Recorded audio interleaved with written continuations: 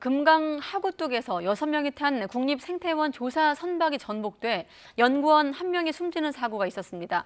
그런데 YTN 취재 결과 인재 가능성이 제기되고 있습니다. 좁은 뱃길에서 배 두 척을 묶고 동시에 지나가다가 빠른 유속을 이기지 못해 충돌한 것으로 보입니다. 양동훈 기자가 단독 취재했습니다. 배 한 척이 뒤집힌 채 바다에 덩그러니 떠 있습니다. 시간이 지나자 배를 건져내기 위한 인양 작업이 이어집니다. 전북 군산시 금강하구뚝에서 전복된 국립생태원 조사 선박입니다. 선박 두 척이 금강하구 근처 생태 조사를 마치고 돌아가던 중 충돌하면서 작은 배가 뒤집혔습니다. 사고 이후 뒤집힌 배는 수백 미터를 떠밀려와 이곳 바다에 멈춰섰습니다. 이 사고로 배에 타고 있던 6명이 바다에 빠진 뒤 구조됐고 이 중 1명이 병원으로 이송됐지만 숨졌습니다. 왜 이런 사고가 벌어졌을까? 취재 결과 두 배가 밧줄로 서로를 묶고 배가 오가는 길인 통선문을 통과하다 충돌한 거로 확인됐습니다.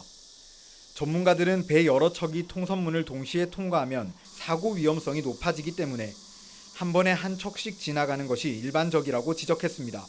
배가 좁은 길을 갈 때는 굉장히 조심해야 되거든요. 옆으로 묶어서 가는 거는 압력 변화, 수심이라든가 유속 변화에 따라서 위험한 상황이 되거든요. 그 크기가 작은 배를 묶는 것 자체가 위험한 발상이었던 거죠, 처음부터. 왜 배 두 척을 묶고 통선문을 나란히 지나갔는지에 대해서는 기관들이 서로 책임을 돌렸습니다. 금강하구뚝을 관리하는 농어촌공사는 국립생태원에 배를 묶고 통과하지 말라고 전달했다고 주장한 반면 국립생태원은 농어촌공사로부터 배를 묶고 통과하라는 지시를 받았다고 설명했습니다. 사고가 난 시각 강과 바다의 수위 차이가 커 유속이 빨랐던 점도 사고에 영향을 미쳤습니다. 3m 이상으로 돼가지고 아마 그 유속으로 인해서 큰 배가 이제 작은 배를 나오면서 들이받아가지고 작은 배가 전복되는 사고로 저희들은 판단하고 있습니다. 농어촌공사는 관리 규정을 정비해 통선문은 반드시 한 척씩 통과하도록 하고 수위 차이에 따라 통행을 제한할 수 있도록 명시할 계획이라고 밝혔습니다.